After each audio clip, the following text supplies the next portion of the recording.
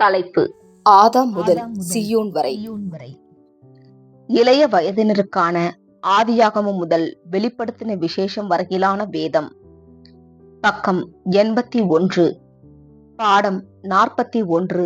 தலைப்பு: சவுல் தேவனுக்கு கீழ்ப்படியாமை. ஆதார வசனம் 1 சாமுவேல் 15ஆம் அதிகாரம் 19ஆம் வசனம். இப்படி இருக்க நீர் கர்த்தருடைய சொல்லை கேளாமல் கொள்ளையின் மேல் பறந்து கர்த்தருடைய பார்வைக்கு பொல்லாப்பானதை செய்தது என்ன என்றான். பிதாவாகிய தேவன் சாமுவேல் தீர்க்கதரிசியின் மூலமாக ராஜாவாகிய சவுலுக்கு அநேக கட்டளைகளை கொடுத்திருந்தார். சவுல் எப்படி இருந்தாலும் தன் சொந்த சித்தத்தையும் மன விருப்பத்தையும் செயலாற்றி வந்தான். அமலேக்கியர் துன்மார்க்கமான ஜனங்களாக இருந்தார்கள். இவர்கள் இஸ்ரவேலோடு போரிடும் போது தேவன் சவுலை நோக்கி அனைவரையும் வெட்டி போட்டு அவர்களுடைய உடைமைகளை ஒன்றையும் எடுக்க வேண்டாம் என்று கட்டளையிட்டார். சவுல் ராஜாவாகிய ஆகாகை சிறைபிடித்தது மட்டும் அல்ல, அங்குள்ள முதல் தரமான ஆடு மாடுகளையும் எடுத்துக்கொண்டான். சாமுவேல் இதை குறித்து கேட்டபோது தேவனுக்கு பலி செலுத்த எடுத்து வந்தோம் என்றான். இதற்கு சாமுவேல் சொன்ன பதிலில் நமக்கு ஒரு சிறந்த பாடம் உள்ளது. 1 சாமுவேல் 15ஆம் அதிகாரம் 22ஆம் வசனம். அதற்கு சாமுவேல், கர்த்தருடைய சத்தத்திற்கு கீழ்ப்படிவதை பார்க்கிலும் சர்வாங்க தகனங்களும் பலிகளும் கர்த்தருக்கு பிரியமாயிருக்குமோ? பலியை பார்க்கிலும் கீழ்ப்படிதலும் ஆட்டுக்கடாக்களின் நினத்தை பார்க்கிலும் செவி கொடுத்தலும் உத்தமம் என்றார். வெட்டப்பட்ட மக்கள் நித்தியமான ஆக்கினைக்கு, அதாவது நரகத்தின் நெருப்புக்கு சென்றிருந்தால் தேவன் இந்த மக்களை வெட்ட சொன்ன காரியம் மிக பயங்கரமானதாக இருந்திருக்கும். ஆனால் வேதாகமம் மரித்தோருக்கு இப்படிப்பட்ட ஒரு இடம் இருப்பதாக போதிப்பதில்லை. ஏனென்றால் இயேசுவின் மரணம் மற்றும் உயிர்த்தெழுதலின் மூலம் பூமியில் முழு குடும்பங்களும் உயிரோடு எழுப்பப்படுவார்கள். தேவன் ஆதாமுக்கு மரண தீர்ப்பை கொடுத்தார். அதற்கு அனைவரும் மரிக்க வேண்டும் என்ற பொருள். இப்படி இருக்க மக்கள் யுத்தத்திலோ பஞ்சத்திலோ வியாதியிலோ எப்படி மரித்தாலும் பிரச்சனை இல்லை. ஏனென்றால் தேவன் அவருடைய ராஜ்யத்தில் அனைவரையும் உயிர்ப்பித்து நித்தியமாக வாழ்வதற்கு ஒரு வாய்ப்பை ஏற்ற சூழ்நிலையில் ஏற்படுத்தி கொடுப்பார். வேதாகமம் போதிக்கும் சத்தியங்களில் அனைத்து ஜனங்களின் உயிர்த்தெழுதலை பற்றிய சத்தியம் ஒரு அற்புதமான சத்தியமாகும். யோவான் 5ஆம் அதிகாரம் 28, 29 வசனங்கள். இந்த வாழ்க்கையில் அவருடைய சத்தியத்தையும் அவருடைய திட்டங்களையும் அறியாதவர்களுக்கு அடுத்த யுகத்தில் மேசியாவின் ஆட்சியில் வாய்ப்பு கிடைக்கும். கடந்த காலங்களில் வேதாகமத்தை வாசிக்க தடை செய்யப்பட்டதாலும் அல்லது அவைகளை படிக்க தெரியாததினாலும் ஜனங்கள் அறியாமையில் இருந்தார்கள். இருண்ட யுகத்தில் கைகளினால் எழுதப்பட்டதால் சில வேதாகமங்கள் மட்டுமே இருந்தது. ஒரு வேதாகமத்தை எழுதுவதற்கு பல மாதங்களும் வருடங்களும் சென்றது. ஆனால் இன்று நமக்கு அச்சடிக்கும் இயந்திரங்கள் இருப்பதினால் மனுக்குலத்திற்காக தேவனுடைய திட்டங்களையும் நோக்கங்களையும் வாசிக்கவும் கற்றுக்கொள்ளவும் அநேக வேதாகமங்கள் இருக்கின்றது. இன்றைக்கு அநேகர் பலவிதமான வேதாகமங்களையும் வேத அகராதிகளையும் ஒத்த வாக்கியங்களையும் பயன்படுத்தும் அளவுக்கு வசதிகள் பெருகியுள்ளது. முற்காலத்தில் நடந்த யுத்தங்களில் மாண்ட அனைவரும் உயிர்ப்பிக்கப்படுவார்கள். பாடம் 42. தலைப்பு: எந்தோரில் இருந்த சூனியக்காரி. உபாகமம் 18ஆம் அதிகாரம் 10 முதல் 12 வசனங்கள். குறி சொல்லுகிறவனும் நாள் பார்க்கிறவனும் அஞ்சனம் பார்க்கிறவனும் சூனியக்காரனும் உங்களுக்குள்ளே இருக்க வேண்டாம். இப்படிப்பட்ட அருவருப்புகளின் நிமித்தம் உன் தேவனாகிய கர்த்தர் அவர்களை உன் முன் நின்று துரத்தி விடுகிறார். ஜலப்பிரளயத்திற்கு முன் கீழ்ப்படியாமற் போன தூதர்கள் இனி மனிதர்களைப் போல இந்த பூமியில் வாழ அனுமதிக்கப்படவில்லை. மேலும் அவர்கள் விட்டு வந்த பரலோகத்திற்கு திரும்பி போகவும் வாய்ப்பில்லை. இவர்களின் கீழ்ப்படியாமைக்கு தண்டனையாக இந்த பூமியை சுற்றியிருக்கும் இடங்கள் மட்டுமே இவர்களுக்கு அனுமதிக்கப்பட்டது. இங்கு இவர்களை அனுமதிக்கும் மனிதர்களின் மூலம் அதரிசனமாக செயலாற்றுகிறார்கள். இப்படியாக செயல்படும் மக்களை ஊடகம் என்றும் அழைக்கப்படுகிறார்கள். இவர்கள் மக்களை வஞ்சிப்பதற்கு சாத்தானோடு செயலாற்றுகிறார்கள். இவர்களை விட்டு விலகி இருப்பது நலமாயிருக்கும். இவர்கள் குடிபோகும் கானான் தேசத்தில் இப்படிப்பட்ட சூனியக்காரர்களையும் அஞ்ஞனம் பார்க்கிறவர்களையும் விரட்ட அல்லது கொன்று போடவும் இஸ்ரேல் மக்களுக்கு மோசே கட்டளையிட்டார். சவுல் இந்த யுத்தத்தில் பயந்து தோல்வியடைவான் என்று அறிந்து பெலிஸ்தியர்கள் ராஜாவாகிய சவுலுக்கு விரோதமாக யுத்தம் செய்ய பாளையம் இறங்கினார்கள். ஆனால் எவ்வகையிலும் ஒத்தாசை பெறுவோம் என்று நம்பிக்கையோடு இருந்தான். ஒரு காலம் வரைக்கும் தேவன் அவனை வழிநடத்தினார். ஆனால் இப்பொழுது அரசனாகிய சவுல் தேவனுக்கு விரோதமாக பாவம் செய்ததினால் தேவனிடமிருந்து எந்த உதவிகளையும் பெற முடியாமல் போனது. விரக்தியடைந்த சவுல் மரித்த சாமுவேலிடம் அறிவுரைகளை கேட்ட எந்தோரில் இருக்கும் ஒரு சூனியக்காரியை தேடி போனான். 1 சாமுவேல் 28 3 முதல் 25 வசனங்கள். மரித்த சாமுவேல் சூனியக்காரிக்கு பதிலளிக்க இயலாததினால் சீர்கெட்ட தூதர்களும் தீய ஆவிகளும் சாமுவேலை போல பேசினார்கள். இவர்கள் அந்த சூனியக்காரிக்கு கொடுத்த தகவல்கள் அவள் உண்மையில் சாமுவேலை கண்டு பேசினது போல் சவுலை நம்ப வைத்தது. சவுலின் படைகள் அடுத்த நாள் தோல்வியடைந்து அவனும் அவன் படைகளும் மரிப்பார்கள் என்று முன்னறிவித்தாள். ஆனால் அந்த யுத்தம் 2-3 நாட்களுக்கு பின்தான் நடந்தது. மேலும் சவுலும் அவன் 3 குமாரர்களும் கொல்லப்பட்டார்கள், தாவீதின் நெருங்கின நண்பனான யோனத்தான் உட்பட. ஆனால் 2 குமாரர்கள் தப்பி பல வருடங்கள் உயிரோடு இருந்தார்கள். விழுந்து போன இந்த தூதர்கள் சாத்தானுடன் சேர்ந்து, நீங்கள் சாகவே சாகவதில்லை, ஆதியாகமம் 3 என்று ஏதேனில் சாத்தான் ஏவாளிடம் சொன்ன பொய்யை தொடர்ந்து சொல்லிக் கொண்டு வருகிறார்கள். இப்படியாக சாத்தான் மூலமாக செய்திகளை சேகரிக்கும் மக்கள் மரித்தவர்களிடம் செய்திகளை பெறுவதாக சொல்லுகிறார்கள். ஆனால் மரித்தவர்கள் ஒன்றும் அறியார்கள் என்றும் வேதாகமம் நமக்கு உறுதியளிக்கிறது. பிரசங்கி 9 5 மற்றும் 10 வசனங்கள். மரித்த சாமுவேலை போல வேஷம் போடுவதற்கு எந்தோரில் இருக்கும் சூனியக்காரி தீய ஆவிகளை பயன்படுத்தினாள். பாடம் 43. தலைப்பு: தாவீது மனம் வருந்தினார். ஆதார வசனம்: எபிரேயர் 12 வசனம். கர்த்தர் எவனிடத்தில் அன்பு கூறுகிறாரோ அவனை அவர் சிற்றித்து எந்த மகனையும் தண்டிக்கிறார். மக்களை பற்றி விவரிக்கும் போது நம்முடைய வேதாகமம் முற்றிலும் உண்மையாக உள்ளது. தாவீதின் நல்ல கிரியைகளையும் வீரமான செயல்களையும் விவரிக்கப்பட்ட அளவுக்கு அவருடைய தவறுகளும் எடுத்துரைக்கப்பட்டிருக்கின்றது. தாவீது ஒரு தாழ்மையான மேய்ப்பனாக இருந்தார்.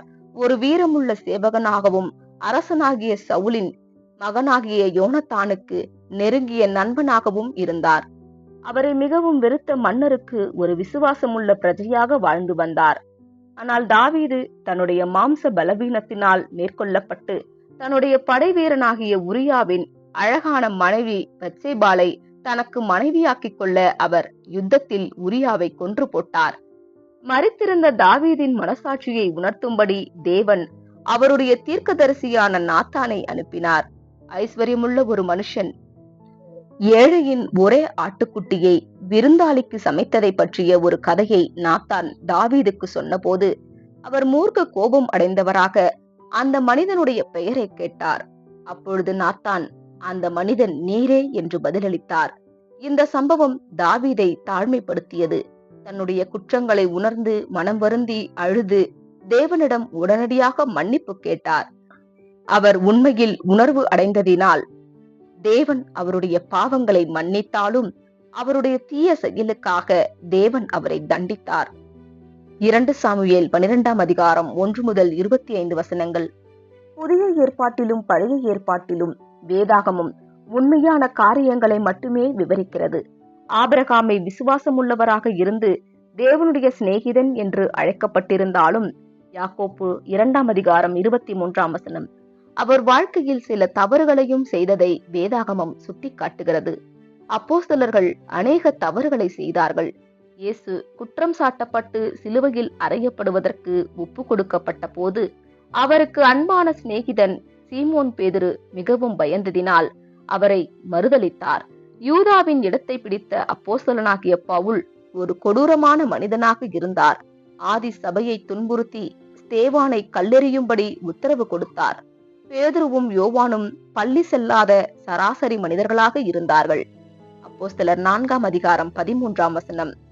நாம் தேவனிடம் மன்னிப்பை கேட்கும் போது அவர் நம்மை நேசித்து நமக்கு உதவி செய்து இன்னும் உத்தமமாக வாழ்வதற்கு ஊக்குவிக்கிறார். தவறுகள் செய்திருந்த போதும் தாவீது தன்னுடைய இருதயத்தில் தேவனுக்கு முன் விசுவாசமுள்ளவராக இருந்தார். அவர் இஸ்ரவேலரால் விரும்பப்பட்ட ஒரு அரசனானார். மேலும் தேவன் அவருடைய சந்ததிக்கு வரக்கூடிய ராஜ்யத்தை வாக்களித்தார். நாத்தான் தாவீதை பார்த்து, நீரே அந்த மனிதன் என்றார். பாடம் 44. தலைப்பு: மகிமையடைந்த சாலமோன். ஆதார வசனம்: நீதிமொழிகள் 9ஆம் அதிகாரம் 10ஆம் வசனம். கர்த்தருக்கும் பயப்படுதலே ஞானத்தின் ஆரம்பம். பரிசுத்தரின் அறிவே அறிவு. ராஜாவாகிய தாவீது தன்னுடைய முழு இருதயத்தோடு தேவனை நேசித்தார். ஆனாலும் அவருடைய அதிகமான வருடங்களை யுத்தங்களில் செலவழித்தார். அவர் தேவனுக்கு ஒரு ஆலயத்தை கட்ட விரும்பும் போது அவர் அனுமதிக்கப்படவில்லை. இந்த பூமியில் வாழ்ந்த மற்றவர்களைப் போல தாவீதும் அநேக வேதனைகளையும் சோதனைகளையும் அடைந்து அதிகமான பாடங்களை கற்றுக்கொண்டார். ராஜாவாகிய சாலமோன் தாவீதுக்கும் பத்சேபாளுக்கும் பிறந்த 2வது மகனாவார். அவருடைய மூத்த சகோதரர்கள் மரித்த போது சிங்காசனத்திற்கு உரிமையானவரானார். அவர் நாத்தான் தீர்க்கதரிசியால் போதிக்கப்பட்டு வளர்க்கப்பட்டார். அவர் அமைதியாகவும் செழிப்பாகவும் ஆட்சி புரிந்தார். மேலும் தேவனுடைய ஆலயத்தை கட்ட அனுமதிக்கப்பட்டார். அவருடைய ஐஸ்வர்யத்தையும் ஞானத்தையும் கண்டு உலகம் பிரமித்தது. தேவனுடைய மகிமையில் இருந்த தேவனுடைய ஜனங்களைப் போல சாலமோன் அளவிட முடியாத ஐஸ்வர்யத்திலிருந்து ஞானமாக ஆசீர்வதித்தார். சாலமோனின் கீர்த்தி நாகரீகமடைந்த உலகம் முழுவதும் பரவிற்று. அரபு தேசத்தின் தென்பகுதியில் வாழ்ந்த ஐஸ்வர்யமுள்ள சேபா நாட்டின் இளவரசி அவரை காண வந்தாள். அவள் கண்டு பிரமிப்படைந்தாள். இவைகளில் பாதியாகிலும் எனக்கு அறிவிக்கப்படவில்லை என்றாள். 1 ராஜாக்கள் 10ஆம் அதிகாரம் 7ஆம் வசனம். நாத்தான் மரணமடைந்த பின்பு ராஜாவாகிய சாலமோன் மற்ற தெய்வங்களை வழிபடத் தொடங்கினார். ஆகவே மேசியாவாகிய இயேசு அவருடைய வம்சத்தில் வரும் வாய்ப்பை எடுத்து விட்டார். இயேசு தேவனுடைய பரிபூரண குமாரனாக இருந்தார். மேலும் அவர் சாலமோனை விட ஞானமுள்ளவராக இருந்தார். ஆனால் அவருடைய ஜனங்கள் அவரை பெருமை பாராட்டவில்லை. அவர்கள் பலமுள்ள ஒரு யுத்த வீரனையும் ஐஸ்வர்யமுள்ள அரசனையும் தந்திரமுள்ள ஒரு ஆளுநரையும் விரும்பினார்கள். இயேசு ஒரு எளிமையான தச்சனுடைய குமாரன் என்றும் அவர் பூக்கள், மீன்கள், சராசரி மனிதர்களை பற்றியும் பேசிக் கொண்டிருந்தார் என்று அவர்கள் கேள்விப்பட்டார்கள். சிலர் மட்டுமே ஈர்க்கப்பட்டார்கள்.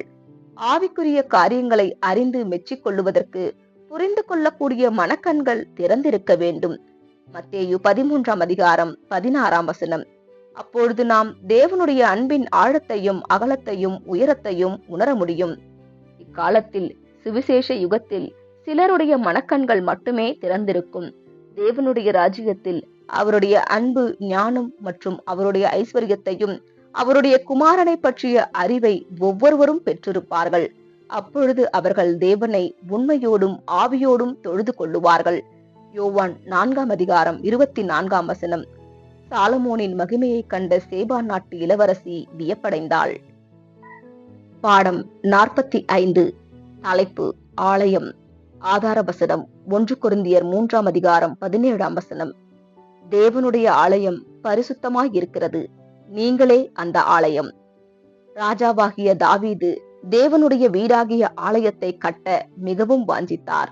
அவருடைய ஆட்சியில் அநேக யுத்தங்களை நடத்தி இரத்தம் சிந்தினதினால் தேவன் ஆலயத்தை கட்ட அனுமதிக்கவில்லை. 1 நாளாகமம் 22ஆம் அதிகாரம் 8ஆம் வசனம். பூமியில் வாழும் சபை மக்கள் ராஜாவாகிய தாவீதை அடையாளப்படுத்துகிறார்கள். மகிமையடைந்த சபையை ஆலயம் கட்டின சாலமோன் ராஜா அடையாளப்படுத்துகிறார். அவருடைய அமைதியான ஆட்சி கிறிஸ்துவின் 1000 வருட ஆட்சியை சித்தரிக்கிறது. வனாந்திரத்தில் ஸ்தாபிக்கப்பட்ட ஆசரிப்பு கூடாரம் இஸ்ரவேலர்களின் மத்தியில் தேவனுடைய தற்காலிகமான வாசஸ்தலத்தை அடையாளப்படுத்துகின்றது. அதற்கு பின்பு ஆலயம் அதனிடத்தில் கட்டப்பட்டு தேவன் அவர்களோடு என்றும் வாசம் செய்வார் என்பதை உணர வைத்தது. ஆலயத்திற்கும் ஆசரிப்பு கூடாரத்திற்கும் உள்ள வித்தியாசம் என்ன? ஆசரிப்பு கூடாரம் தற்காலிகமான அமைப்பும் ஆலயம் நித்தியமான அமைப்பும் ஆகும். ஆசரிப்பு கூடாரம் சுவிசேஷ யுகத்தில் உள்ள சபையையும், அதாவது தற்காலிகமான வீட்டில் நித்தியமான ஆவிக்குரிய ஆலயமாக கட்டப்பட ஆயத்தப்படுகிறார்கள். ஆலயம் மகிமையடைந்த சபையை அடையாளப்படுத்துகிறது. சாலமோனின் ஆலயத்தை ஆயிரக்கணக்கான வேலையாட்கள் 7 வருடங்களுக்குள் கட்டி முடித்தார்கள். சுத்தியல், கோடாரி, இரும்பு ஆயுதங்கள், வாச்சுக்களின் சத்தம் கேட்கப்படாமல் இந்த ஆலயம் ஸ்தாபிக்கப்பட்டது. 1 ராஜாக்கள் 6ஆம் அதிகாரம் 7ஆம் வசனம். அதேபோல் நடப்பது என்ன என்பதை மற்றவர்கள் அறியாத போதிலும் சபையின் ஒவ்வொரு அங்கத்தினர்களும் செப்பனிடப்பட்டு பணி தீர்க்கப்பட்டு ஆவிக்குரிய ஆலயத்தில் பொருத்தப்படுவார்கள்.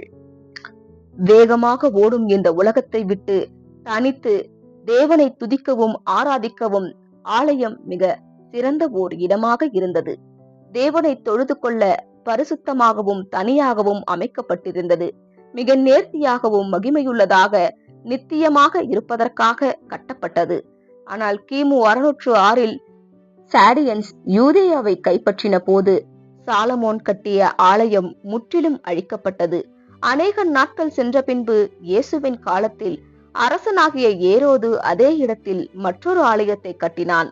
அந்த ஆலயமும் காலப்போக்கில் அழிக்கப்பட்டது. இயேசு கிறிஸ்துவை பின்பற்றினவர்கள் தேவனுடைய ஆவிக்குரிய ஆலயமாக கட்டப்படுவதற்கு தங்களை தகுதிப்படுத்திக் கொண்டிருக்கிறார்கள். தாவீது தன்னுடைய வாழ்க்கை முழுவதும் தேவ ஜனங்களை எதிர்த்தவர்களை எதிர்த்து போராடினது போல தேவனுடைய பிள்ளைகள் தங்களுடைய வாழ்நாட்களில் அவர்களுடைய பாவத்திலிருந்து விடுபட போராடி கொண்டு இருக்கிறார்கள். தேவனுடைய ஆலயத்தில் அவருடைய விசுவாசமுள்ள பரிசுத்தவான்கள் அனைவரும் ஜீவனுள்ள கற்களாக இருப்பார்கள். 1 பேதுரு 2ஆம் அதிகாரம் 4-5 வசனங்கள். தாவீது யுத்த மனிதனாக இருந்ததினால் ஆலயம் கட்ட அனுமதிக்கப்படவில்லை. பாடம் 46. தலைப்பு: பாகாலின் தீர்க்கதரிசிகளும் எலியாவும். ஆதார வசனம்: 1 ராஜாக்கள் 18ஆம் அதிகாரம் 21வது வசனம். திஸ்பியனாகிய எலியா தேவனுக்கு விசுவாசம் உள்ள ஊழியக்காரனாகவும் தீர்க்கதரிசியாகவும் இருந்தார். அப்பொழுது ஆகாப் இஸ்ரேலுக்கு ராஜாவாக இருந்தான். அவனுடைய மனைவி யேசபேல் மிகவும் பொல்லாதவளாக இருந்தாள். அவளுடைய தந்தையின் தெய்வங்களான அசேரா என்ற வன தெய்வத்தை மரங்களாகவும் கம்பங்களாகவும் பாகாலை கல் தூண்களாகவும் வழிபட்டாள். இப்படியாக இஸ்ரேல் ஜனங்கள் வழிபடுவதற்கு தன்னுடைய வீடாகிய தீருவிலிருந்து 100கணக்கான கள்ள தீர்க்கதரிசிகளை கொண்டு வந்தாள்.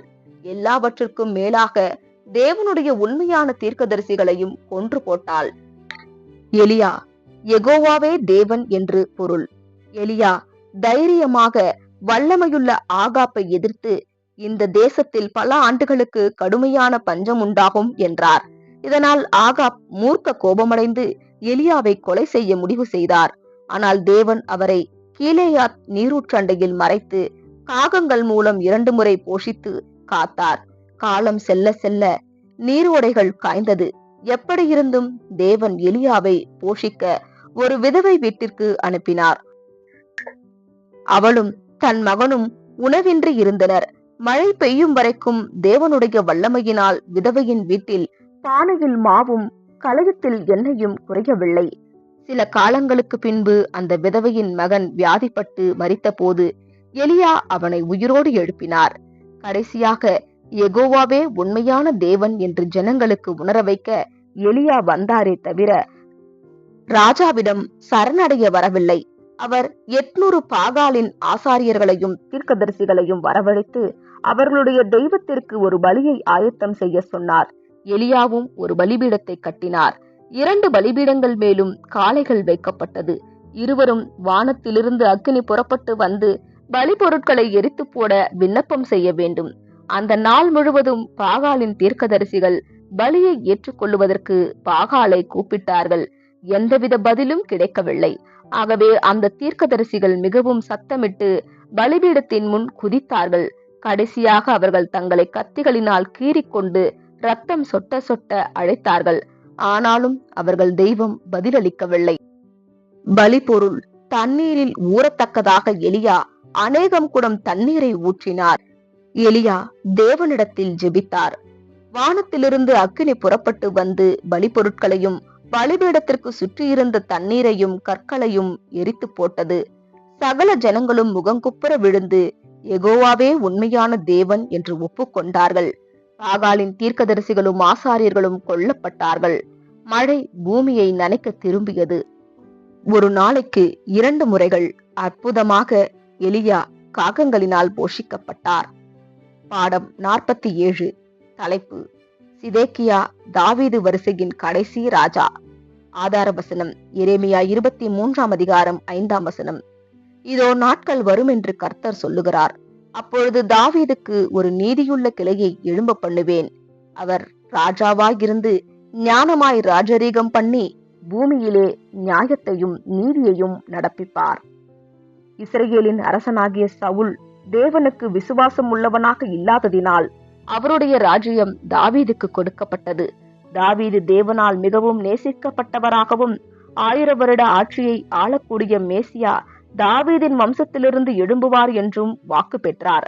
பல நூற்றாண்டுகளாக இஸ்ரவேலின் ராஜாக்கள் தாவீதின் குடும்பத்தை சேர்ந்தவர்களாக இருந்தார்கள். சிலர் நல்லவர்களாகவும் அநேகர் கெட்டவர்களாகவும் இருந்தார்கள். தாவீதின் வம்சத்தில் வந்த கடைசி ராஜா சிதேக்கியா. இவன் மிக பொல்லாதவனாக இருந்தபடியினால் தேவன் இவனை குறித்து சொல்லும் போது, இஸ்ரவேலை ஆளுகிற அவபக்தியுள்ள துன்மார்க்க அதிபதியே, அக்கிரமத்துக்கு முடிவு வரும் காலத்தில் உன் நாள் வந்தது. பாகையை கழற்று, கிரீடத்தை எடுத்து போடு, அது இனி முன்போல் இராது. தாழ்ந்தவனை உயர்த்தி உயர்ந்தவனை தாழ்த்துவேன், அதை கவிழ்ப்பேன் கவிழ்ப்பேன் கவிழ்ப்பேன். உரிமைக்காரரானவர் மேசியா வரும் மட்டும் அது இல்லாதிருக்கும், அவருக்கே அதை கொடுப்பேன் என்று கர்த்தராகிய ஆண்டவர் சொல்லுகிறார்.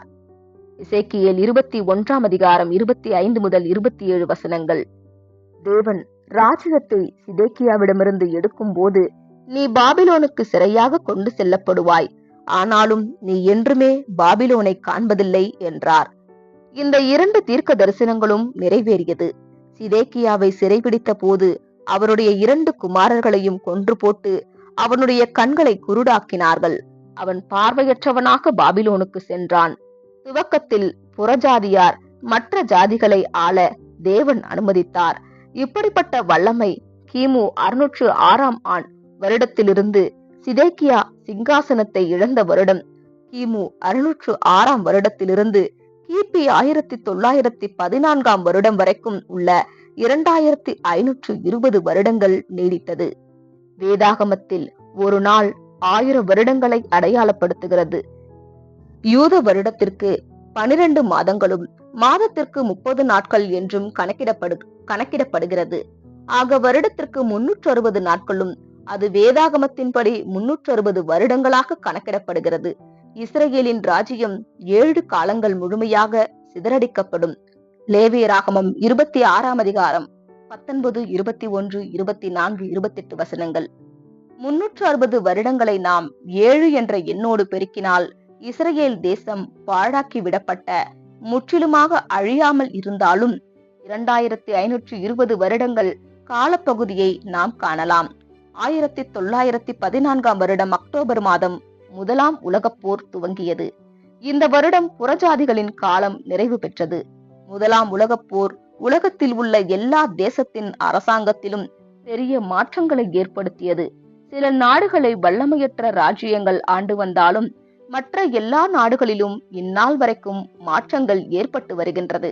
ஆம், தேவனால் தெரிந்து கொள்ளப்பட்ட ஜனங்களிடமிருந்து சிங்காசனம் எடுக்கப்பட்டு பாழாய் விடப்பட்டது.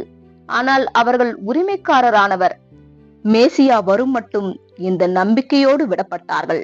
எசேக்கியேல் 21 முதல் 27 அதிகாரங்கள்.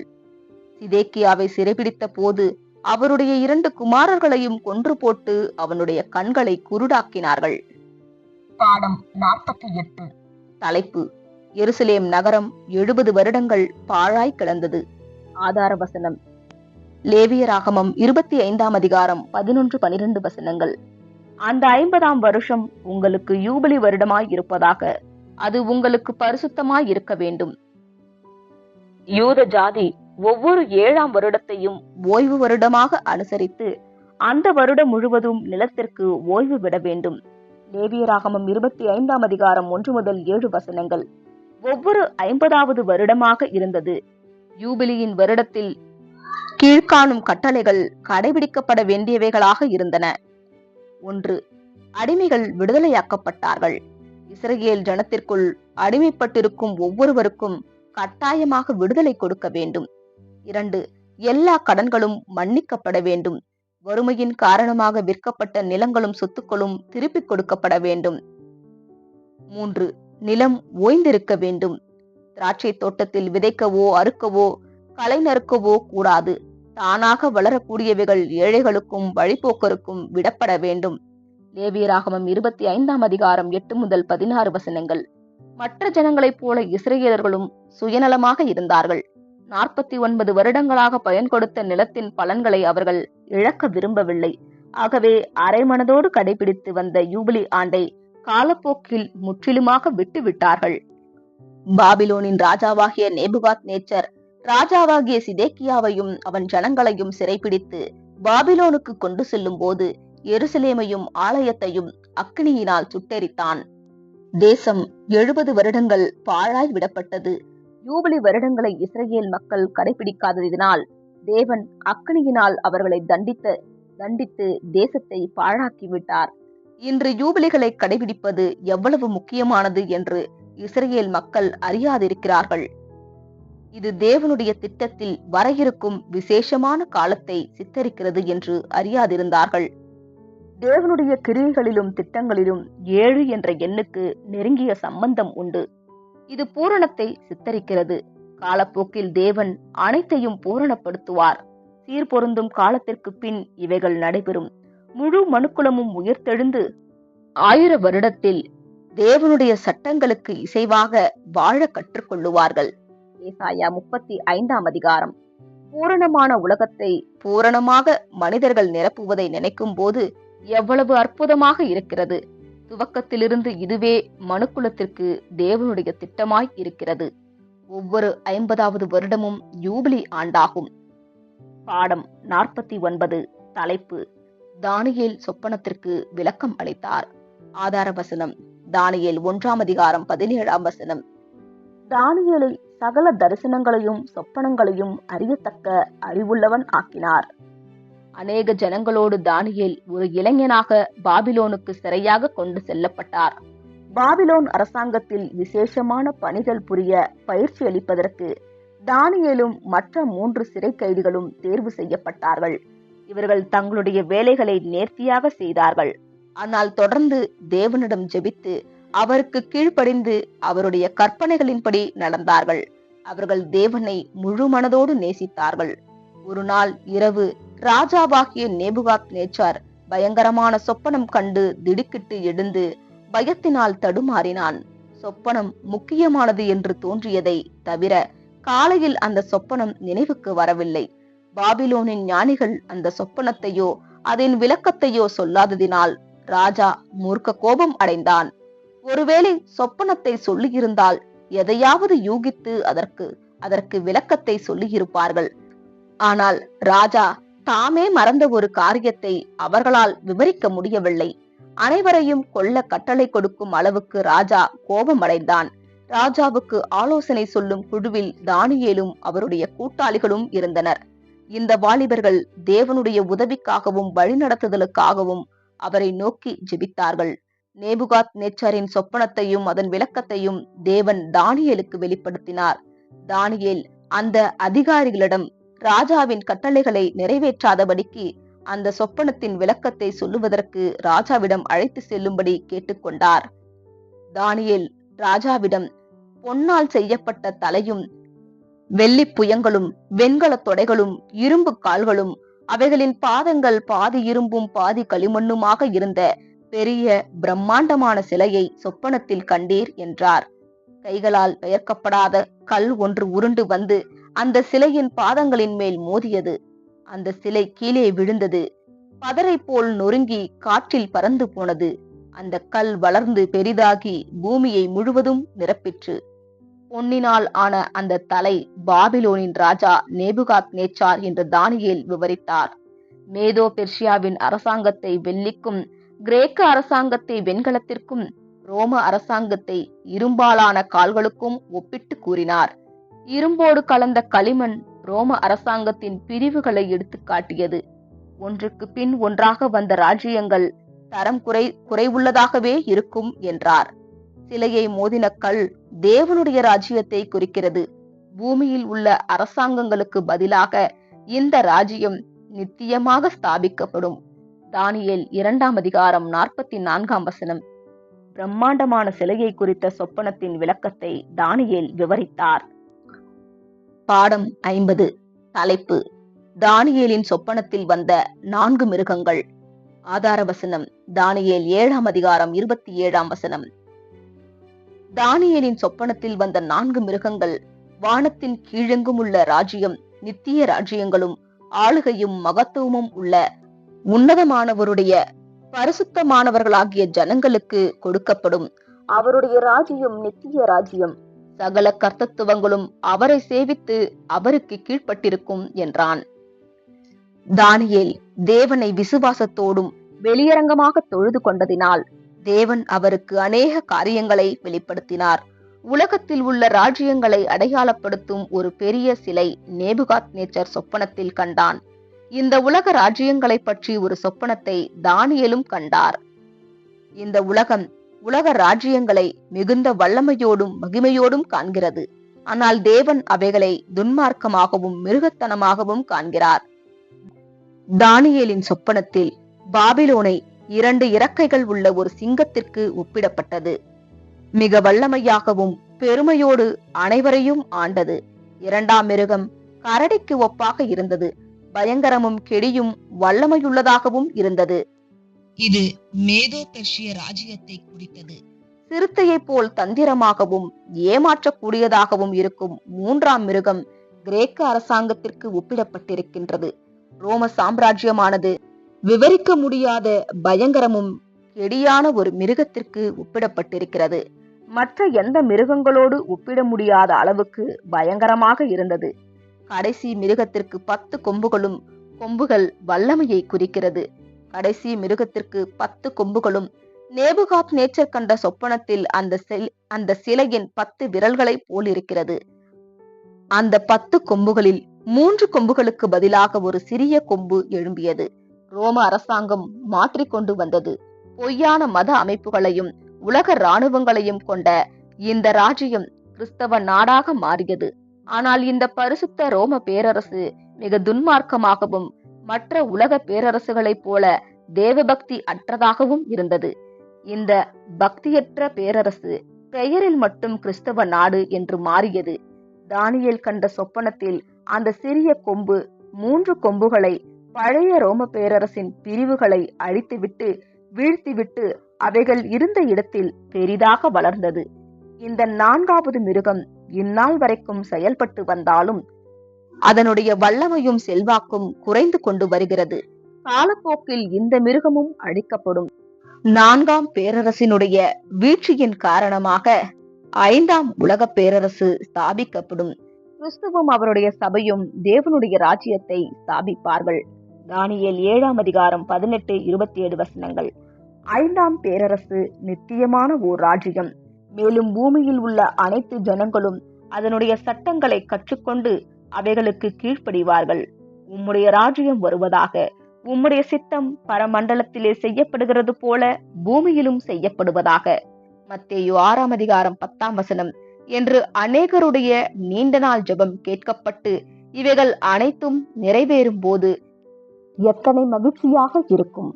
ராஜா கண்ட மகிமையான காட்சியை தானியேல் மிருகமாக கண்டார். ஆமேன். இதனைத் தொடர்ந்து வரும் 51வது பாடம் முதல் அடுத்த பாகத்தில் காணலாம்.